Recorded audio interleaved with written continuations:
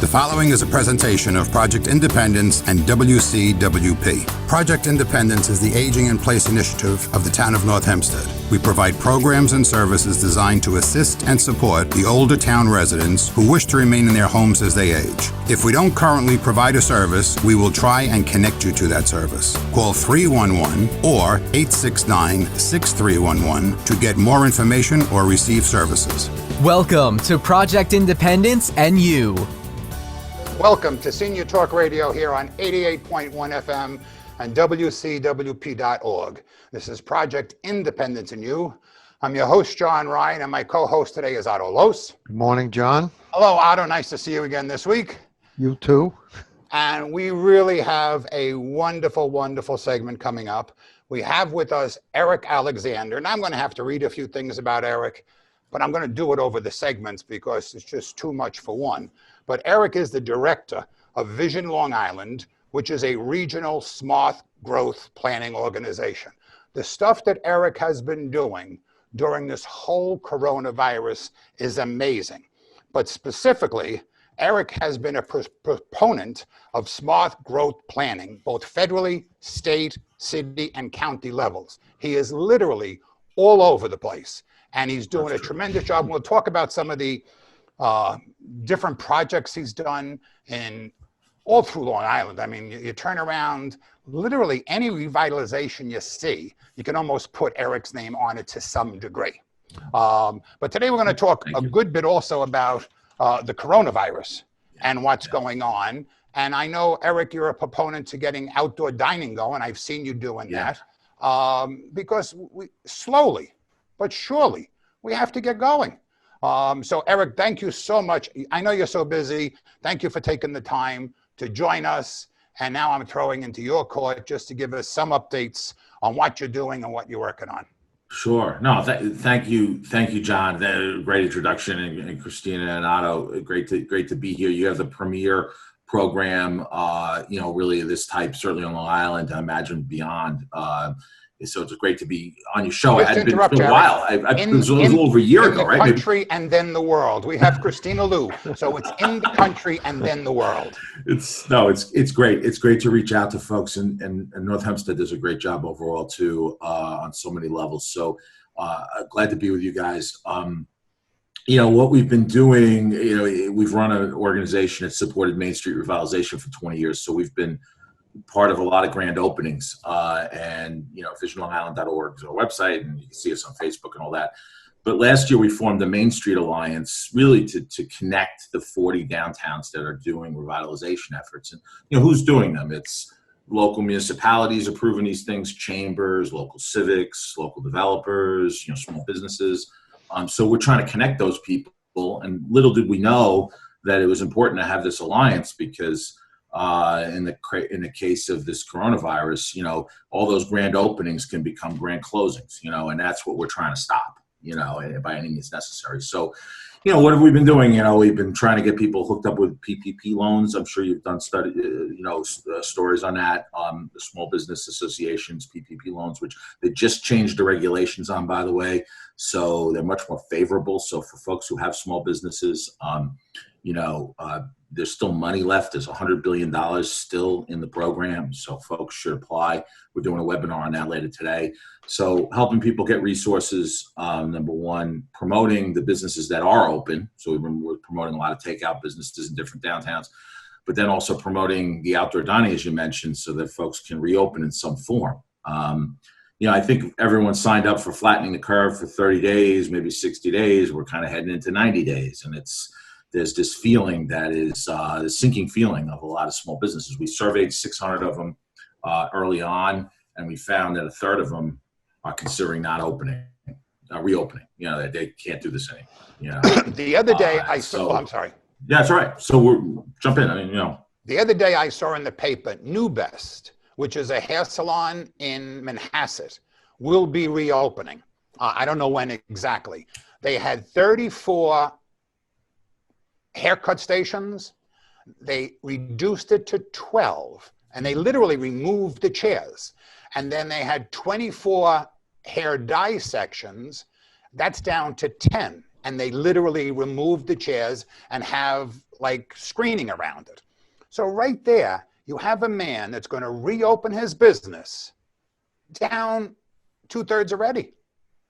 I mean, you And he's going can't to be increase working. prices that much to make up from 34 haircuts an hour to 12 or 13, whatever. I don't remember the exact number. But bottom line, it's a drastic reduction. And he said, as opposed to having empty chairs next to each other, he thought it looked more aesthetically pleasing to remove them and redecorate the places, which is what he did. Yeah, people are restructuring their businesses, sadly, to deal with this coronavirus, no doubt. And it is important. But at the same time, people, are going to be working, and they're already working now. They're working double the amount of time they worked, or 50% more, or whatever, to get 60% of their income, Right. at best. And that's the fear factor here, is that how long can people do these sorts of things? The people that can, restructure and find a way to reopen. It's just, this has really hurt the small businesses. It's hurt the little guy. Walmart's parking lot, I counted last weekend, was 500 cars. There's got to be 600-700 people in the place.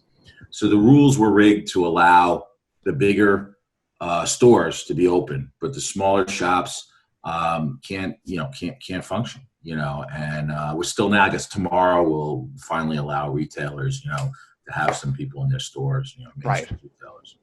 Oh no, and I'm agreeing with you there 100%. And I think it was Jim Cramer from one of these money talk shows said this past 2 or 3 months has been the biggest transfer of wealth in history, and people aren't paying attention because the stock market has boomed. Whether it stays up here or not is another story. That's not our discussion today. But you're right, the Walmarts of the world are continuing to grow, but mom and pop little blouse store or pants store is not opened. So these people are hurting, and these people have rent to pay, and they have families to feed.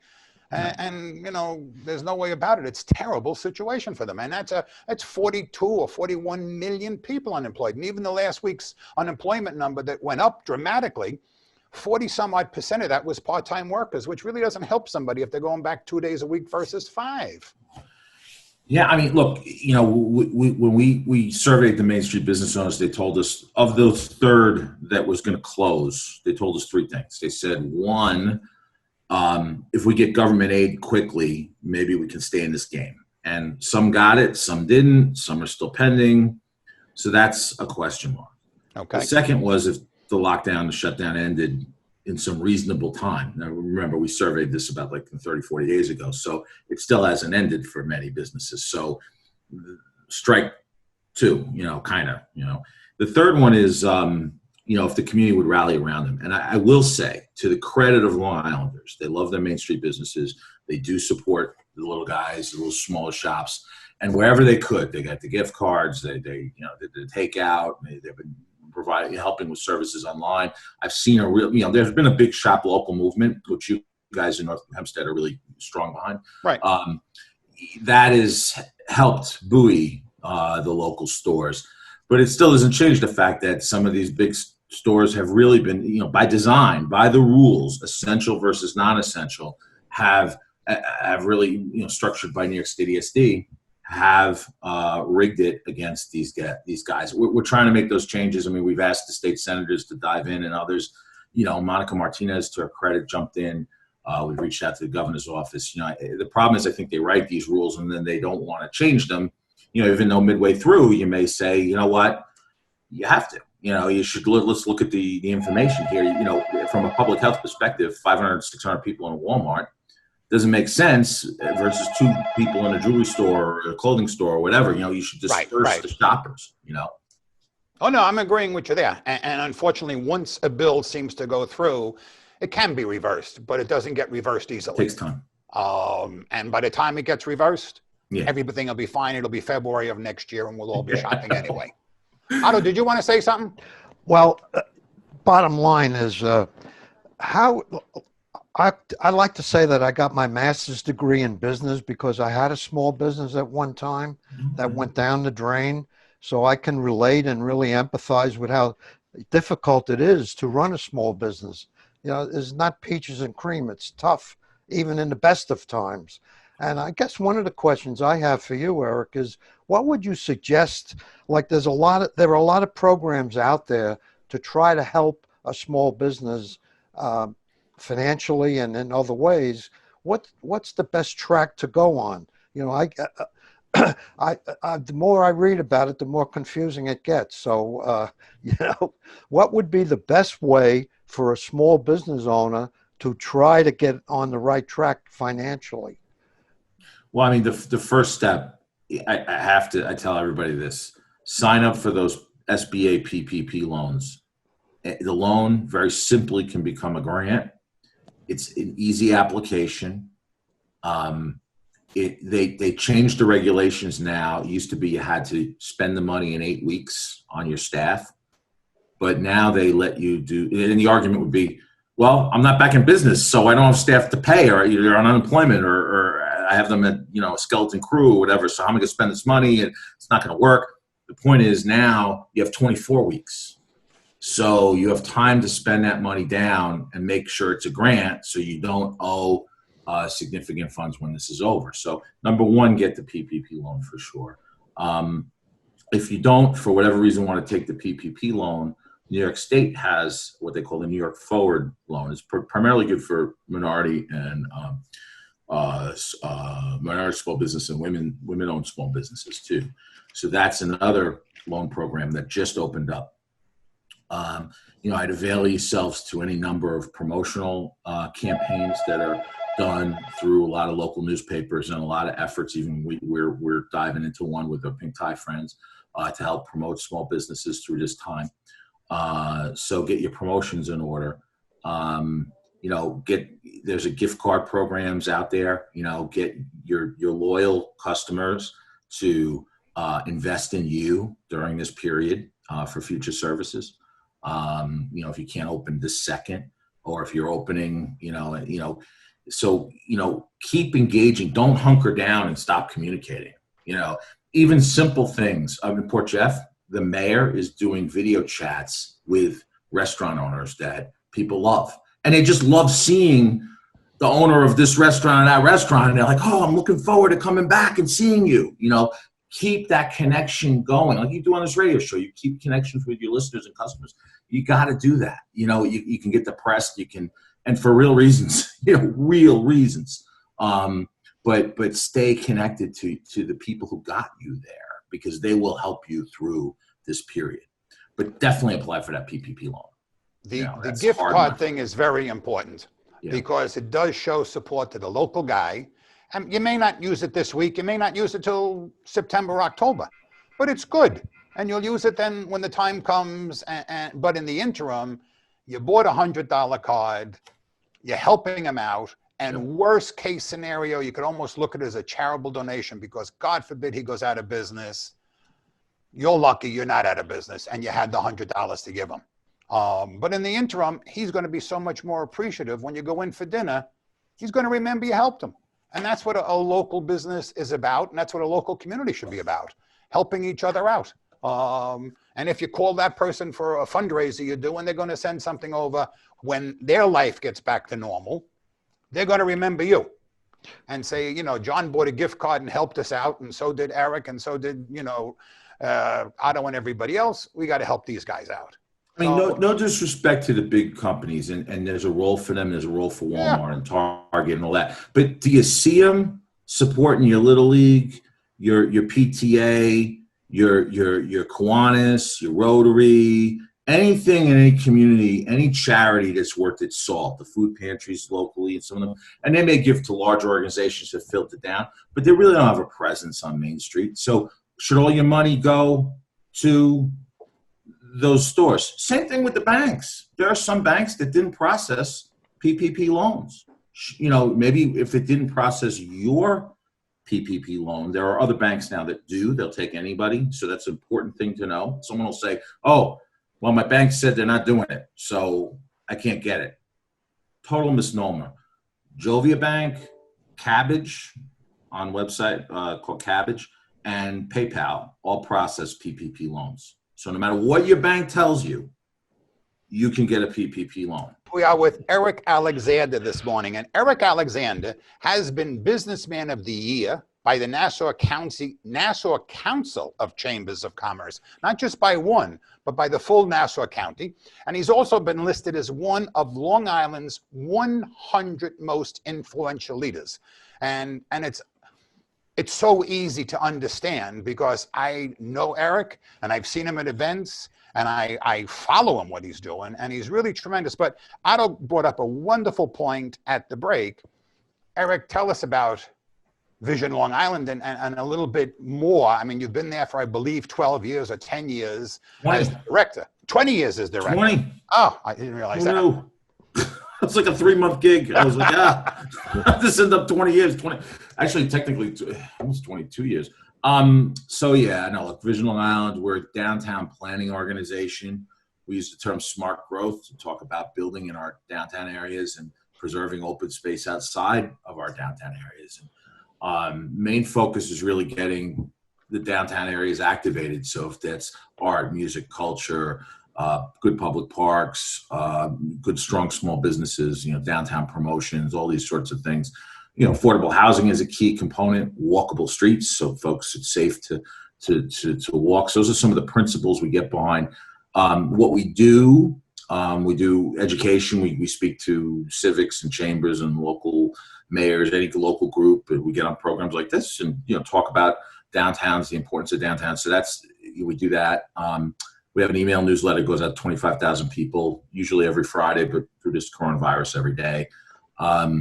We do 2 big events a year. We do a big summit, about 1,200 people that come out, community leaders across the island. And then we do an awards program where we honor some of the best projects. And then we lobby Albany and Washington to get our fair share of infrastructure dollars for the region, because we don't always get our fair share of those, sewer, transportation, economic development. And then lastly, we actually get involved in downtown planning, where we're hired as planning consultants to physically plan a Main Street area. So we've done, Farmingdale, Huntington, Bay Shore, Westbury, now working in Baldwin, Hicksville, we've been working on a long time. Helped a little bit up in Great Neck Plaza with Mayor Jean on her code. So we do lots of fee-for-service planning with Valley Stream, Kings Park, centralized Slip Lindenhurst. We've been around. So it's been a journey. Were you, am I confused? You were involved with the space? The space in Westbury, the mayor took care of that. I mean, we helped them on the marketing plan associated with it. Okay. Yeah. It takes, look, it's great to get accolades. Thank you for the things you're saying. It's all a partnership. Everything we do, we need a good chamber. We need good elected officials. We need civics that aren't just don't just say no to everything. Right. They actually care and care to engage in planning. You need people who put their money into these stores, and developers that are willing to invest in the buildings. It's a partnership across the board, and you need the customers. You need people who want to come to a Main Street. Right. And I think we've done a good job before this coronavirus. Let me be real clear. We had a Main Street Alliance meeting in January where we had 20 different Main Streets present all their plans for the year. And it was like this exhilarating meeting. Everyone's like, we're going to do great. This is going to be the best year ever. And this thing hits. No, I agree. You made a good point that Westbury has a good mayor, because you could go in and do the best job in the world. But if the elected officials in that community don't follow up on it, it's going to fall apart in 5 years. It's going to, no matter what effort you put in. So the partnership with your knowledge of the planning and their desire to make it work and to see it through for their constituents is the marriage you need for success. Otto, I see a hand up. Yeah, I live in New Hyde Park, which Western Nassau, and I know the village worked at trying to make a downtown area, but it seems to me that there are certain places that, short of knocking the place down, you can't have a Main Street on Jericho Turnpike or Hillside Avenue or Hempstead Turnpike. Do you visualize anything in those types of areas where somebody eventually may come up with what might be considered a downtown, like a Plandome Road, or I believe that those types of areas can and should be downtown areas. Plandome Road should definitely function as a downtown. New Hyde Park, I know when Trustee Don, he did a great job in really advocating for some medians and some crosswalks and some landscaping and such. And more could have been done, but the Department of Transportation kind of wouldn't let them. I think you need to tame the traffic a little bit. You need to calm the traffic. You need to get those speeds down, particularly off peak. During peak, it'll be congested. But the key is, through downtown and Huntington Station, Huntington Village, State Road goes through it. Smithtown, State Road goes through it. Sayville, State Road goes through it. These places have major traffic volumes moving through their downtown area, and they still function as a downtown. So similarly, you have downtowns in North Hempstead all over that do and should function. But some of that has to do with how you design the street, how close the buildings come to the roadway, and how you set up the traffic patterns. But it's all doable. It's just engineering. I mean, the engineers can tell you. We do a complete street summit every year. We're doing one. It's upcoming on the 25th and 26th. Two video days now. We got to do a virtual, where we have the engineers come in and explain how you can remake main streets or some of these roads to be more pedestrian friendly and bike friendly and Main Street friendly. Well, in New Hyde Park, there was a Donald Barbieri. Barbieri. Oh, yes. He's actually been on this show a few times as an example of somebody contending with a disability in a very positive way. And he was a good man, but I really know good man. He tried hard to get things done, and it wasn't easy. He got DOT to invest in our roadway, to his credit. We gave him a Smart Growth Award for that. I remember we did a walking audit with AARP down there many years ago.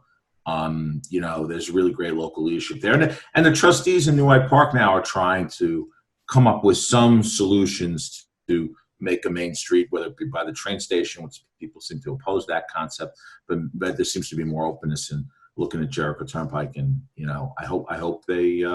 I hope they get their plan together, and we're trying to help them a little bit, but I think they're struggling with how tall buildings should be. Some of these things aren't easy to sort out. Should we have 3-story buildings? Some people want 5-story buildings. The developers want that, and it's sometimes too much for neighborhoods. Yeah. It's funny how, which I've never really paid attention to, the last 6 months or 8 months, how the flow of traffic is so important to a downtown. Not only parking, parking's important, but we've passed parking because unfortunately you just can't create, parking when the buildings are already up, etc. But it's just the flow of traffic and the aesthetics around it, that you want to feel comfortable driving through a community. Right. We want to be comfortable walking through a community too. I think the parking and walking concept and biking concept, that's why we do walking audits, because you see the community differently from the perspective of a pedestrian. We bring wheelchairs and we'll put people in wheelchairs, or if we have actual people who need wheelchairs or in wheelchairs, we get them around. We use walkers and canes, and it's good to have young people walking too, because they have a different set of eyes on these, and folks biking and skateboarding, other things. There's a lot of different users. There's a lot more people, particularly now after this pandemic. There are more people walking and biking than ever.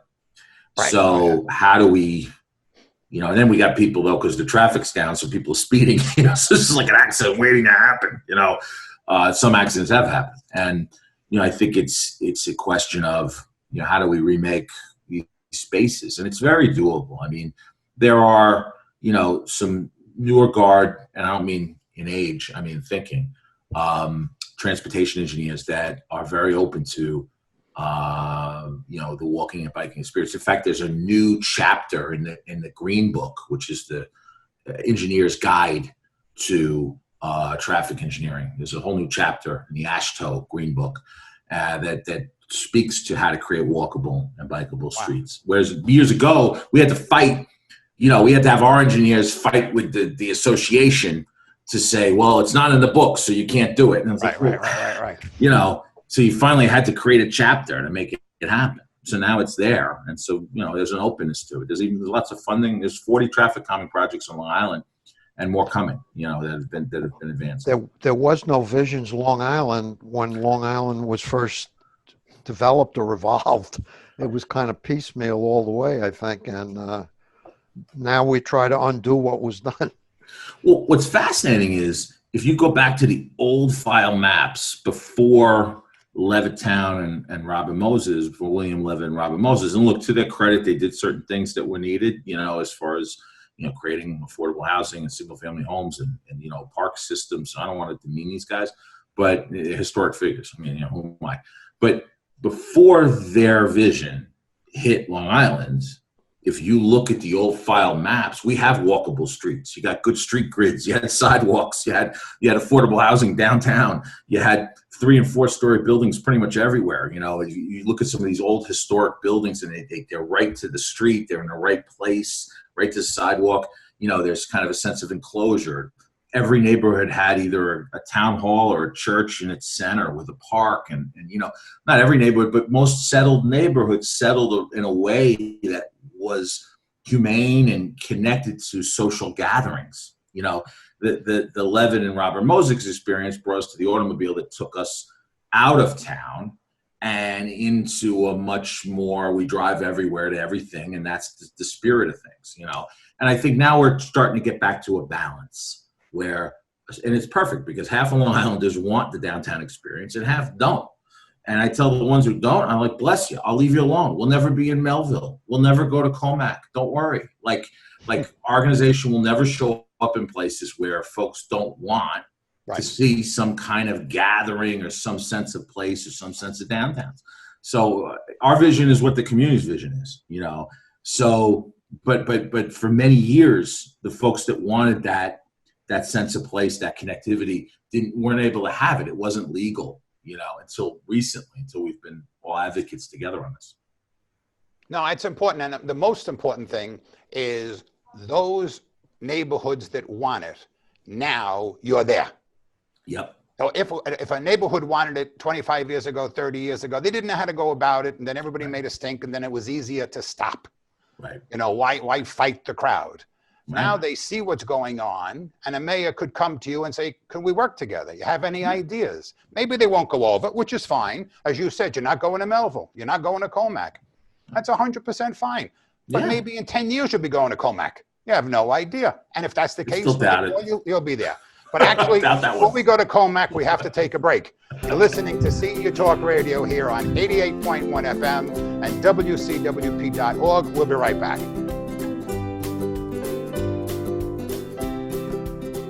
So I get this call from my grandma, and she's like, "What's a podcast, and how much does it cost?" So I tell her, podcasts are like radio shows, but you can download them on any device and listen to them anywhere at any time, and they're free. And then she says, "I see, but where can you find good ones?" And I'm like, go to wcwp.org/podcast and check out the lineup of original shows, or download any podcast app on your phone or tablet and search for LIU Studios. And she's all like, "Oh, that sounds easy." And then she asked me what an app is. LIU Studios Podcasts, available on any podcast app. Those little button things on your phone screen. Just ask your grandkids.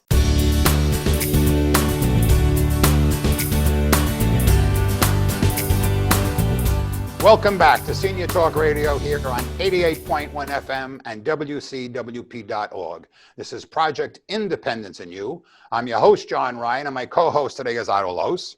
Good morning. And we are very fortunate to have with us Eric Alexander, who is the director of Vision Long Island and really is so involved in recreating the face of Long Island in those areas where they're looking for a facelift. Right. Okay. And we said that in the last segment. Eric and his organization are not going in to fight with a mayor, to fight with a supervisor. He's there to answer their call for help and to work side by side. And Otto at the break had a wonderful question, so I'm just going to actually turn it over to Otto to talk with Eric. Well, I would say all of us would agree. I mean, we live on Long Island, that Long Island is not an inexpensive place to live. As a result of that, there are young people, I have them in my own family, who have left Long Island because of things like that. And the current situation with COVID is not going to help that at all, I don't think. Because why? Because local governments are going to need money. They're spending money now that they probably don't have in order to get through this whole thing. And I believe a lot of budgeting is going to be tough in the future. And I'm just curious as to what the thoughts are as to, other than time. I don't have a solution, which I normally like to do if I'm going to say something negative, but the facts are that this is a tough one. And how will we, as a vision of Long Island, get through this whole spell where money is going to be an issue? And how does it, what's your thoughts on how we get through this? So look, I've gotten in a lot of trouble sometimes by not emphasizing the health aspect of this coronavirus crisis as much as the economic impact. And some people are like, well, you're being insensitive. I'm like, well, no one's paying attention to the economic side of this. And it's devastating. It's not just devastating for small businesses, it's devastating for working or not working people across the board right now. Some people have trivialized this and said, well, we'll go to 4-day work weeks. It's better for the environment or whatever. I'm like, no, do you realize people are going to be doing 7-day work weeks to get out from under the mess that has happened here in their personal economics or their business or what have you? There's a lot of people who didn't get unemployment. There's a lot of people that, they're just still waiting to get it. They'll get it. But, the process has been brutal. The food lines on Long Island have gone from 3 times the need to 7, 8, as much as 10 times the need. Then in the past, we've done 25 food drops, just kind of with our partners at the Pink Time Network. And so we see it, we hear it, we feel it, and we're working class people. Our staff is ourselves, So the reality, and I'm blessed to have a job. I am, and many don't. So let's start with that. Having said all that, our local economics are going to be buoyed by the exodus of people from New York City. We're hearing about a 10% increase in demand from city people that are coming in and backfilling homes, apartments, and eventually vacant stores. I hate to say that. I don't want to see Long Islanders lose their opportunity and then city folks come in, but it's happening. That is very real. That will put money in the coffers for local government and keep services going. Will it solve our structural affordability problem on Long Island? No. And that's where we still need production of affordable housing. We still need subsidy programs from the state in order to create affordable housing. We need creative use of zoning codes to allow smaller apartments within single-family homes, so people can live. Seniors, we've had this conversation on the show, about having senior apartments, in a lot of these senior accessory apartments, so you have some housing stock for folks of all ages, backgrounds, incomes. So we have to do that, and of course, in a non-discriminatory way, because we have a problem with that on Long Island. So, there's a lot of work to be done. The equity problem, not just from a racial perspective, but from an economic perspective, is going to be on the forefront. And all this with, revenue that hasn't kicked up again because we're not open. So we got to open to get the machinery going, and those city people will come here, and we'll kind of get back to some kind of normal. But we got to do it. You made a good point in reference to Long Islanders, say, moving off or closing their stores or whatever, and people from Manhattan who historically, and I might be wrong, have more money. And those businesses are have better reserves, etc. So to come out and expand some sort of a restaurant or a jewelry store or a clothing store, and a year and a half or 2 years from now, when everything is back to basically normal, there's a vaccine, etc., the Long Islander is gone. The house that was $1 million is now 1.4, and our housing situation hasn't improved for those less fortunate. That is, the biggest thing. I mean, I see it all over the place. Even when some of these beautiful apartments go up, like in Garden City, and there is affordable housing in them. Affordable housing is not affordable. It might be from a ratio perspective, Right. for what is expensive in those buildings, and therefore it's only a third of the price. But if you're paying $9,000 for a 3-bedroom and you're paying $3,000 for a one, that's, $3,000 for a teacher. Well, that's a Not bit the of an outlier. world. Most of the affordable units go from, 1,200 to 2,200, is the range, and 2,200 is high. The Garden City was a very unique market. And also Okay, okay. it wasn't subsidized. That's the other issue. Oh, it that wasn't? was just done. No, it wasn't. So usually when you see a high price point, it's not subsidized. If it's higher than 1,400, 1,500, it wasn't subsidized at all. I didn't know that. That's why I was curious about the Garden City. Yeah, it's basically they're using the workforce housing guidelines to meet the quote affordable criteria in the law, but because they're not using public funds, they can set the price higher. So that's how they make up for it. Part of this has to do with So that's the cost IDA, of building. right? Say it again. Eric, that's IDA then. If they're going for IDA, Well, the IDA is a little different. The IDA is more tied to the jobs and less tied to affordable housing. There's Okay. no statutory requirement related to affordable housing. They have to meet jobs and economic development standards. And they meet them because not just on the construction side and the management side, but also the multiplier effect of the people living there then fuels the local small businesses in a community. Okay. So that's why we usually support IDA.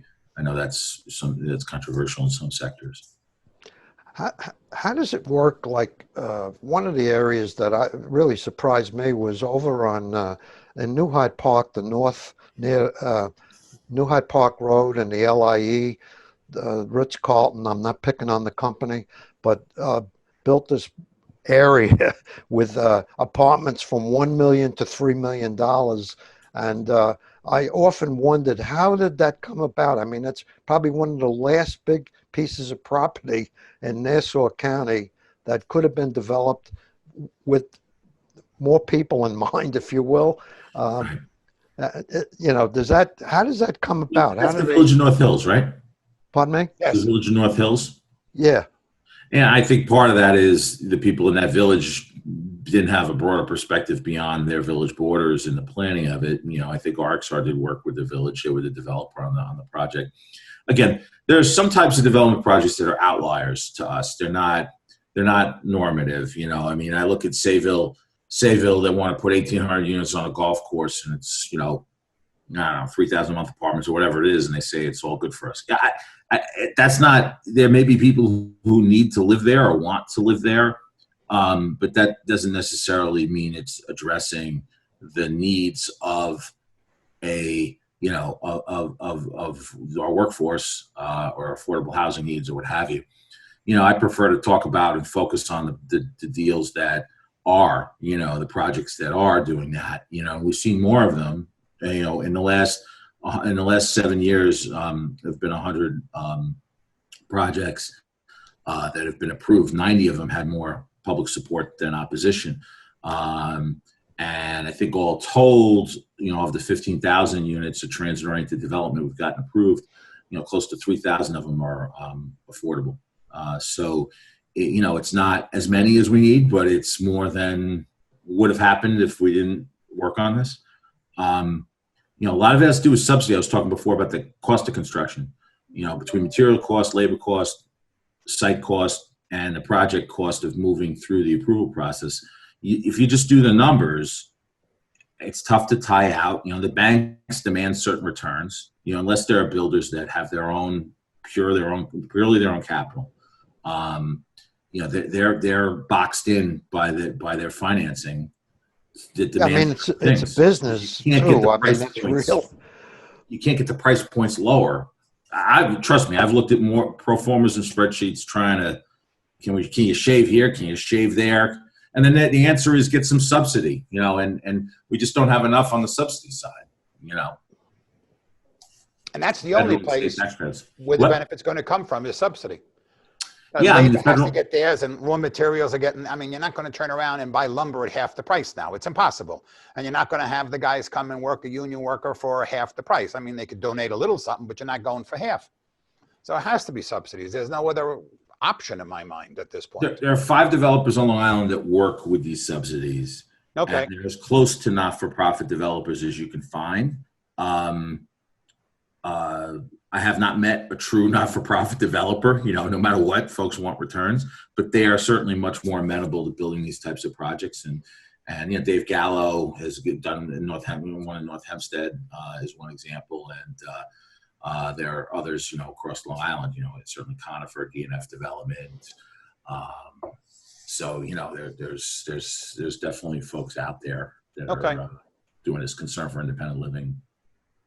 It's got, looking down the road, unfortunately, large companies like JCPenney, whatever, there's going to be, as far as visions of Long Island go, there's going to be some empty spaces over there. And I understand it's business. People are in business to make money. That's why they're in business. But I often wonder what, like that whole area where Fortunoff's was, has really been kind of idle for a long time. And I unfortunately see more places that are going to be idle as a result of what's going on right now. And there's no magic potion, if you will, that says, oh, you must now do this with this. And we're going to knock that whole thing down and build a new community for people. But like, how would you get involved with things like that? I mean, it's not a downtown, but Right.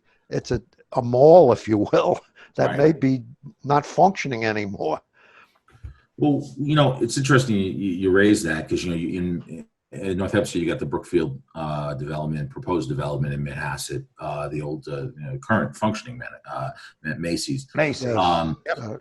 And I think that our organization is getting involved with some of these things, but only where the community wants us involved. And I think it's, there's a bit of a debate whether you should have new town centers or just support existing town centers. So, not everyone's of one mind on that one.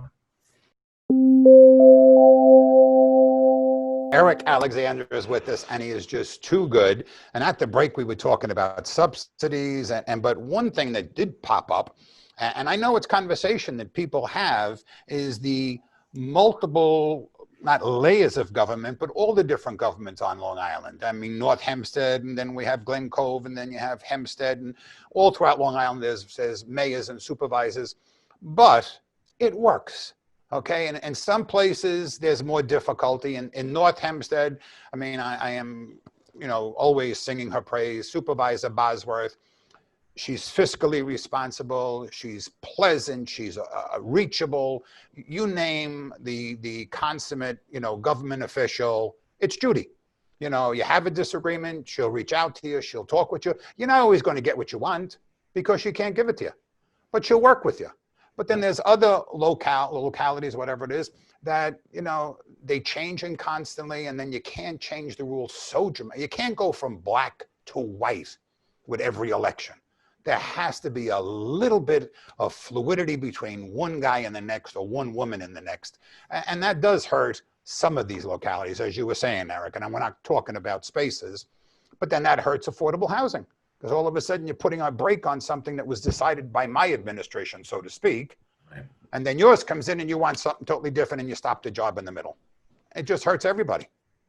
We've seen the political flipping hurt projects, definitely. Sometimes it just delays them.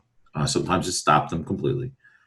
But in most cases, local governments do a great job of planning their communities and certainly listening to the public. Sometimes projects get hung up too long. Sometimes there are various forms of bureaucracy through their building departments that take time out of a project that's hurtful. Sometimes it's not really on the local level.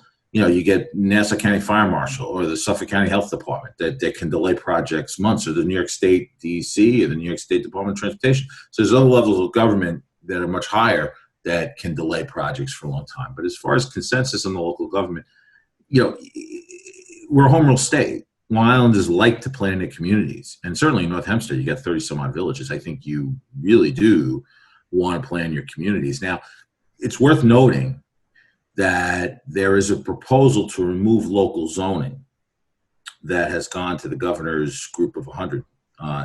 And it's a combination of, the people pushing for this historically. Currently now it's this one group of builders, one more extreme group of builders, not everybody. The Long Island Builders Institute and the builders associated with our organization are against it. Then there's a group out of the city that's pushed to get rid of local zoning, the RPA people. Newsday's editorial board has been opposed to local zoning. It wants to see it controlled by a smaller group of people.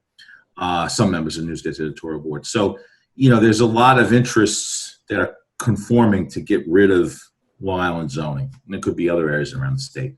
Create economic recovery zones that the state would control, like Belmont, Okay. There's a push for that. The good news is we've gotten 50 elected officials across Long Island against it, local chambers against it, local civics against it. So far, we haven't heard from our county execs and in the 6 Democratic senators in the majority. They have not weighed in. We've asked them to weigh in. They haven't yet. But most everybody that we know thinks that's just an awful idea to have the state control local zoning. So we say keep it local. The importance, and that's a question now. Actually, Senator Anna Kaplan's coming on in a couple of weeks, and actually Joe Galante was on last week, I think, or the week before, representing Tom DiNapoli. But how important is it for the senators to speak up before, in your mind? I think they have to. Here's why. You could wake up one day, 11 o'clock, we see the governor every day, he decides stuff. He's the governor of New York State. He's elected. Bless him. We have a legislature, which represents our different communities. Right. And if they're silent or don't communicate what local people's needs are out here, there's a real question, what are they doing vis-a-vis different issues? Why cede all your power to the executive branch if the legislative branch isn't going to represent people? We can't expect the governor's staff. I'm constantly talking to the governor's staff. They do a great job.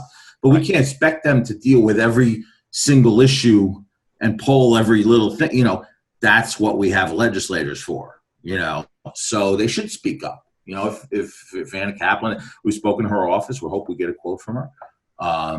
We believe she'll come down on the right side of this issue, but they should be vocal. And just because something's not in the news doesn't mean it's not happening. There's one thing I've learned doing this 30 years, 20 years with Vision, is that things happen behind the scenes all the time. And you wonder, you scratch your head, you're like, how did that happen? And it's because people were working on it behind the scenes, and one day it becomes a thing. Right. So, now, I'm not involved from the government side of it. I'm involved from the political side of it. But It's amazing how all of a sudden you don't think anything's happening, and then you read about it. Yeah. And it's like, oh, that was just like a rumor 2 months ago. Yeah. And now it's moving forward. And then, as you said before, even with the bill, but prior to a bill, once it starts getting steam, if it's going in the wrong direction, it's hard to get it to stop because it's building momentum. It's funny. I'm told on the zoning issue, Eric, don't worry about it. It's not going to happen. And when important people tell me not to worry about something, I worry. No, it's the truth because you got to see it all the time. I want to shift gears because we're running out of time. And I saw something in which I had no idea was going on with the Nassau Bar Association and COVID. And they have a hotline for help. Yeah. Again, this is things that people don't hear about. Yeah. There's a hotline for free legal services through the Nassau Bar Association, Suffolk Bar Association, New York State Bar Association. Lawyers are stepping up. The good news is through this crisis is real people are helping others, and if it's attorneys, I know accountants are helping do free tax services. There's all kinds of resources that are out there. There's a lot of I mentioned some grant programs. There's promotional programs. Local papers are doing half off, on ads and some free ads.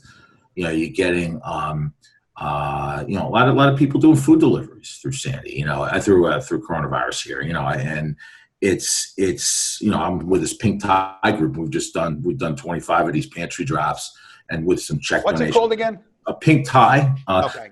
Pink Tie. I see you with your pink gloves, but I didn't get the name of the organization. Yeah, pinktie.org. And what you can do, let me give you a plug on this. Give it. You can, if you just want to call up and say, I want to donate, leave a bag in front of your stoop and punch in the internet and say, we have these chauffeurs, the late night chauffeurs that come and pick up that bag of food, and we'll get it to the next pantry drop. So it's a way for folks to participate in a food drive without leaving the house. Contact. Do you have a phone number by any chance? Because some seniors. Pinktide.org. Pinktide.org. Sorry. You can call my number. POD, right? You're saying 631-49128. You can text me and I'll route you to the right place. That's great because, you hear different organizations that can tell you to drop off, but a senior doesn't necessarily want to put on a mask and get in the car and drive someplace. Right. And they put it on their stoop, a couple of canned goods or whatever it is. Go ahead, Otto. Well, no, just a statement. I think that the legal business is going to have a field day when this is all over. My opinion. I think there's going to be a lot of problems legally when this dust settles, if you will. I can just visualize it going on for years. So that one end of the industry, the legal market, I believe, will be making some money. That's. No, I agree with you there. Unfortunately, it's the truth. Yeah. And another issue that, and I don't know when, I was in the city yesterday, and Starbucks was in one corner, and Starbucks, you can't even buy a coffee there without the app, and they bring it to the door. This particular Starbucks, I was on 68th Street and 2nd. You need the app, and they have all these green squares on the street, and you stand one behind the other. I don't have an app, so I didn't have coffee. But literally right across the street, there was a pizzeria with 3 people at the counter eating the pizza, and nobody had a mask on. Now, of course, you can't have a mask on when you're eating the pizza. I understand that. But they didn't even have them, move to the side, so to speak. And you see people in New York walking around without masks. And I know that was another thing that the governor said, you don't have to go into a store. I believe the governor has said that, right? You don't have to be served in a store, or especially like a clothing store or someplace, or a liquor store, where it's not required that you taste or eat the thing. I don't know what the rules are outside of that, but it doesn't make any sense. Well, John, Trump is going to do big rallies, and then there are protests going around Long Island that not everyone's wearing masks. There is a reality of people being people, and then there's a reality of us all trying to socially distance and be appropriate and follow rules. And, because this is unprecedented in my lifetime, to be, almost 90 days now, shut in. And I think people they just want to be out. They just want to be out. I'm in Riverhead right now, and I'm about to join a press conference about picking up the pace on moving, some of the phases forward, to allow museums to open, they're ticketed and planned, or some types of concerts where you can seat people at different spaces, So, I think people want to be people. They want to get back to normal because they want to be human. You want to be safe, but you want to be human. You want to give someone a hug. It's crazy. That's another whole point. It's crazy. The hugging part is that's pathetic right now, but it's the truth. You walk up to somebody, it's like, I have she's going to be 5. My 5-year-old granddaughter opens her arms and says, Grandpa, virtual hug. That's what I was like, oh, what a world are we living in? Virtual hug. Because her mother won't let her near me. No, stay away from him. I'm with my 10-year-old, and she wants to see her grandma, and she saw her but couldn't do the same thing, couldn't hug. Right. And it's just it's maddening, That's hard because you're with her, but from Otto? Well, yeah, I have 2 grandsons who I have 10 grandchildren altogether, but I have 2 in particular that live in Pennsylvania who normally I would see at least every couple of weeks or whatever. And I hadn't seen them since March 16th, actually, since it all started. Yeah. But they're coming down on Friday, and we'll be staying here. Sooner or later you got to bite the bullet here, and do it with caution. Right. But you have to live too. And if you're in quarantine and they're in quarantine, I'm a believer. I see my kids from a distance on the weekend, but if we're all in quarantine, We sit at the table. Why can't you have a meal versus this, like using a microphone to talk? Well, this is the worst in my lifetime, and I have a few miles on all of you. There's never been anything like this. Yeah, I know. In my lifetime.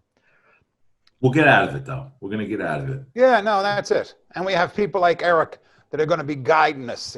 Oh, no, we're together. I'm not guiding. We're locking arms, guys. Good for you. Listen, we are done. Eric, I want to thank you so much. This was a wonderful, wonderful interview. I know how busy your schedule is, and all I can do is thank you for giving us the time. You've been listening to Senior Talk Radio on 88.1 FM and WCWP.org, and we've been listening to Eric Alexander, who's the director of Vision Long Island. Thank you again.